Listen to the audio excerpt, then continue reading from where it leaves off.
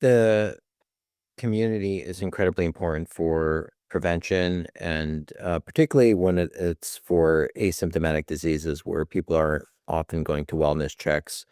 And so there is generally a lack of awareness, for kidney disease specifically. More than 90% of people with kidney disease are unaware. And that's because they're asymptomatic and they're not going for routine wellness checks.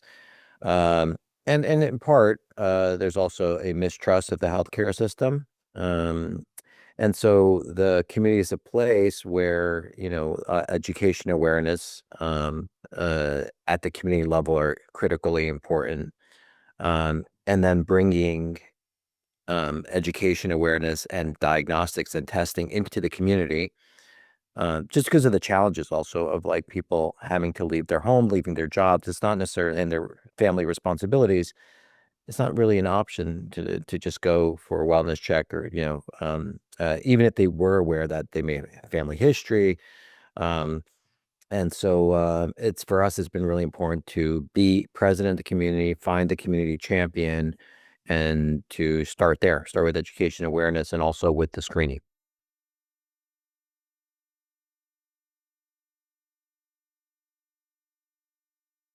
And so since, wellness checks are generally not done routinely, and that would require going to a laboratory or to a hospital, which one is maybe expensive, because you'd have to leave work or have childcare.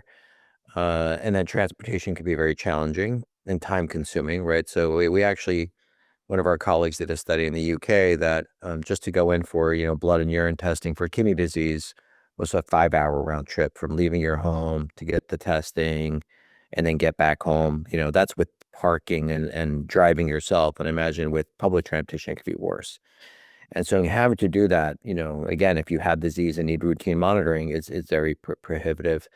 So I would say, having to leave your community to get testing is definitely a challenge. Having to leave your community to see your doctor also, right? So if requiring a general doctor is not nearby, but then often a specialist, specialists in many parts of this country and many parts of the world are few and far between. And so it may not be an option, right? So that lack of specialists available to you is another challenge. Um, obviously access to affordable medication. And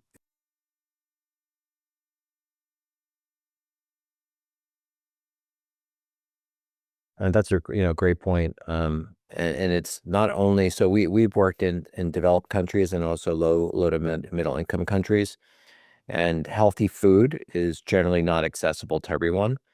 It can be incredibly expensive, and so and for example, like it's cheaper in many parts of the world to get like chips and donuts and fried foods rather than vegetables and fresh fruit.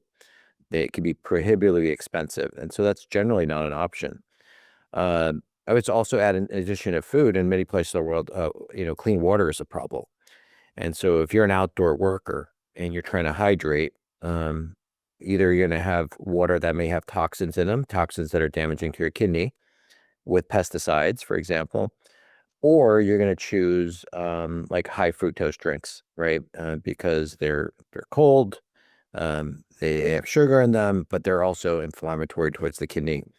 And this is why you'll see CKD in young people that are outdoor workers around the world, increasingly so.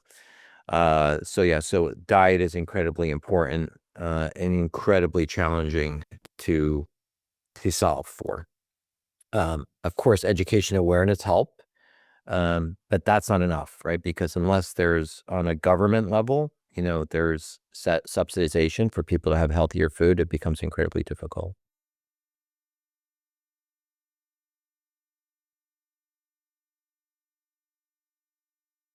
The entire continuum that there are healthcare disparities.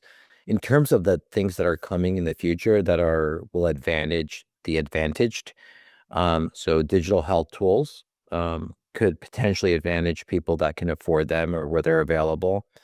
If you think of AI predictive analytics, which can be fantastic, if you are collecting data only around, sort of populations that have access to lots of care, The populations that are not being included won't have advantage of understanding the risk progression, right? So it's really important that data is collected around the world and that AI is used for good and AI is used to make sure it's capturing all populations. Access to medication. So like GLP-1s, right? They have an anti-inflammatory effect. They're definitely protective, but not available or affordable in most of the world, right? So we hope that the pricing of those medications and other ones that will come out become accessible and affordable to everyone, right? So I think, and then obviously, the future of healthcare is self-testing, and you know uh, the disadvantaged will less likely get self-testing first because it'll be more expensive, and so really, I mean, this is really at the end of the day, everyone pays for this burden of disease.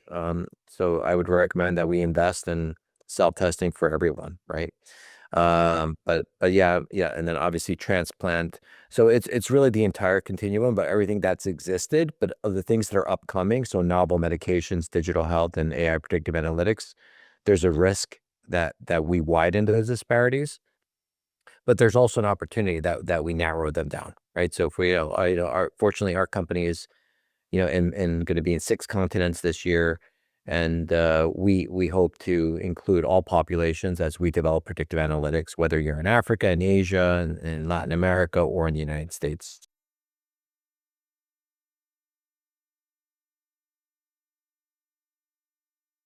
I think it starts with, AI predictive analytics will always be based on having good data.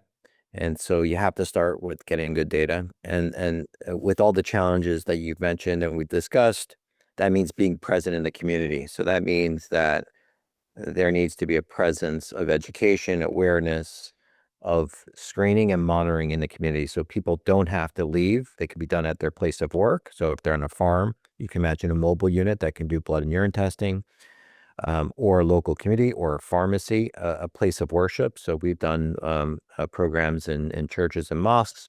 So doing all of that so people don't have those burdens that we all talked about, transportation and cost.